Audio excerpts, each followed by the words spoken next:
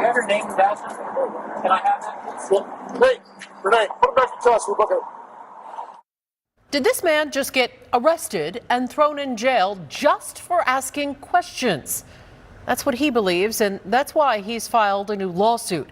The case raises a lot of questions about Phoenix police, questions that already exist. Questions about discrimination, retaliation, and violation of the First Amendment. Here's ABC 15 Chief Investigator Dave Biscobine. So now this happened almost a year ago. Yep. February 6, 24, is that right? Yes, sir. In what happened that day at this bus stop in West Phoenix Hey, Renee, put him back in custody. We'll look at it. left William Kitchen under arrest and heading to jail. Just like, oh my God, what did I do? You know, so it was a mix of emotions from anxiety to confusion to just, I was perplexed, like, what happened? You know, what did I do?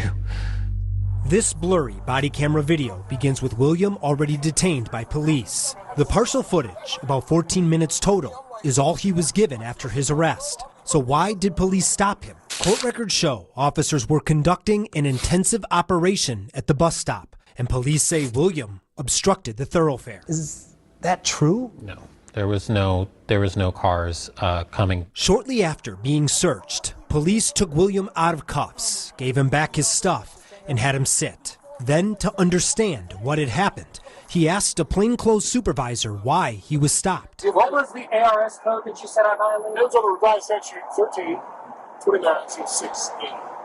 ARS 13-0926? Close enough.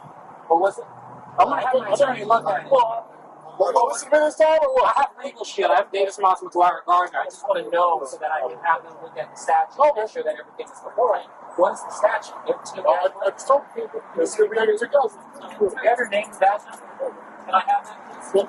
Hey, Renee, put him back in custody. We'll look at it. It's going to be all over the paper. 16. He's getting booked for obstructing the thoroughfare. He's getting booked for obstructing the thoroughfare. No,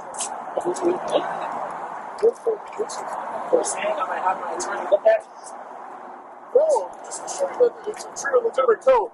It seems like you're incredulous about the code, sir. So you'll get educated tonight when you have to judge. Call freedom of speech. Very true. I'm allowed to ask what the code was. So I can have Speech, that's your right. Yes, sir. William spent a night in jail, and it took months to get the charges dropped. It was something that did not need to happen. Yeah.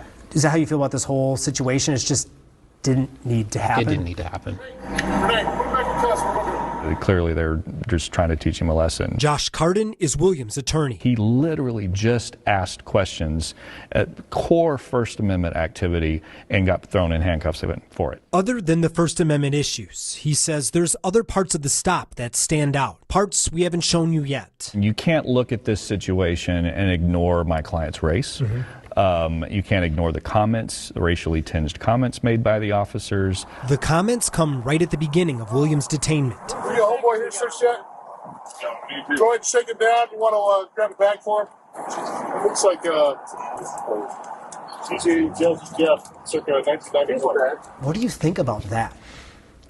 Well, to refer to anyone based on a rapper or a singer and their characteristics is inappropriate and speaks to their lack of professionalism. In the lawsuit, it also alleges William was stopped and cited under false pretenses. So in the probable cause statement to justify William's arrest, police wrote, a southbound vehicle had to abruptly slow down to avoid a collision with Kitchen. A vehicle driving northbound in the westbound turn lane honked the horn to alert traffic and to attempt to get Kitchen out of the roadway. But Carden says the problem is those weren't regular drivers. They were police cars doing surveillance on the bus stop, and they honked in order to create a reason to stop William. Why wouldn't they just put in that it was their cars?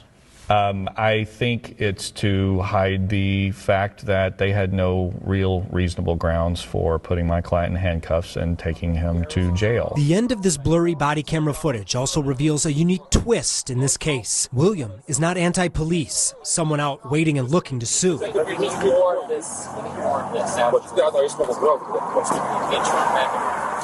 That night, he said he tried to de-escalate the situation by expressing support for the officers. You're suing the Phoenix Police Department, but you're pretty pro-police? I am, yeah. I'm pro-police. I am independent leaning conservative.